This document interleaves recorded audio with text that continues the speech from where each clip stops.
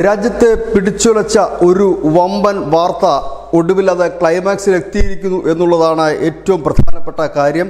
കർണാടകയെ ഇളക്കി മറിച്ച മൂഢ കുംഭകോണം ഇപ്പോൾ പുറത്തു വന്നിരിക്കുന്നു. 300 കോടി രൂപയുടെ ആസ്തി ED കണ്ടുകെട്ടിയിരിക്കുന്നു. മുഖ്യമന്ത്രി സിദ്ധരാമയ്യ ഉൾപ്പെടെയുള്ള അവർ നടത്തിയ ഒരു വലിയ അഴിമതി.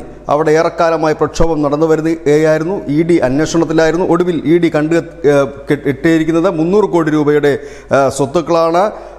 റിയൽ എസ്റ്റേറ്റ് ഡെവലപ്പർമാരുടെ പേരിൽ രജിസ്റ്റർ ചെയ്ത 142 പ്രോപ്പർട്ടികൾ കണ്ടുകെട്ടിയതിൽ പെടുന്നു. കള്ളപ്പണം വെളുപ്പിക്കലുമായി ബന്ധപ്പെട്ടാണ് ഈ കേസ് ED അന്വേഷണം ആരംഭിച്ചത്. മൈസൂരിലെ ലോകായുക്ത സിദ്ധരാമയ്യക്കെതിരെ നിരവധി വകുപ്പ് പ്രകാരം കേസെടുത്തിരുന്ന ഒരു വിവാദപരമായ വിഷയമായിരുന്നത്. മുഖ്യമന്ത്രി തൻ്റെ സ്വാധീനം ഉപയോഗിച്ച് ഭാര്യ BM പാർവതിക്ക് നഷ്ടപരിഹാരമായി 14 ഏക്കർ ഭൂമി സ്വന്തമാക്കുകയും ഈ ഭൂമി പിന്നീട് വിൽക്കുകയും ചെയ്തു. അതായത് മൂഡ നഗരവികസന അതോറിറ്റിക്കാണ് മൂഡ എന്ന് പറയുന്നത്. ഇവർക്ക് 3,24,700 രൂപ വിലയുള്ള ഭൂമി പതിച്ചു നൽകുന്നു. ഈ പതിച്ചു നൽകിയ ഭൂമിക്ക് പകരമായി നഷ്ടപരിഹാരമായി മുഖ്യമന്ത്രിയുടെ ഭാര്യ BM പാർവതി മാത്രം കൈക്കലാക്കിയത് നഗരത്തിലെ പോഷ് ഏരിയയിലെ കണ്ണായ ഭാഗത്തുള്ള 14 ഏക്കർ ഭൂമിയാണ്. ഇതിൻ്റെ ഇപ്പോഴത്തെ വില 56 കോടി രൂപയാണ് എന്ന് ED കണക്കാക്കിയിരിക്കുന്നു.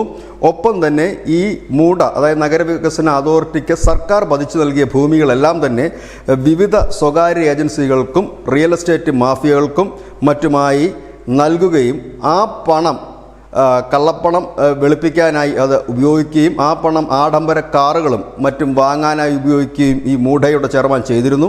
ബാക്കിയുള്ള പണം സഹകരണ ബാങ്കുകളിൽ നിക്ഷേപിക്കുകയായിരുന്നു. ഏതായാലും കഴിഞ്ഞ കുറേ നാളുകളായി കർണാടകയിൽ അധികാര തർക്കം നിലനിൽക്കുന്നുണ്ട്. DK ശിവകുമാർ സിദ്ധരാമയ്യ അധികാര തർക്കം നിലനിൽക്കുന്നുണ്ട്. സിദ്ധരാമയ്യ ഉടൻ രാജിവെക്കും എന്ന് കോൺഗ്രസിൻ്റെ MLA മാരും മന്ത്രിമാരും പരസ്യമായി കഴിഞ്ഞ ദിവസം പറയുകയുണ്ടായി. തുടർന്ന് ഹൈക്കമാൻഡ് ഇടപെട്ട് മാധ്യമങ്ങളോട് സംസാരിക്കരുതെന്ന് പറഞ്ഞു. ഇപ്പോഴിതാ സിദ്ധരാമയ്യക്കെതിരെ ഒരു വലിയ കേസ്, അഴിമതി കേസ്, അത് ED തെളിവ് സഹിതം ഇപ്പോൾ മുൻപോട്ട് വെച്ചിരിക്കുന്നു.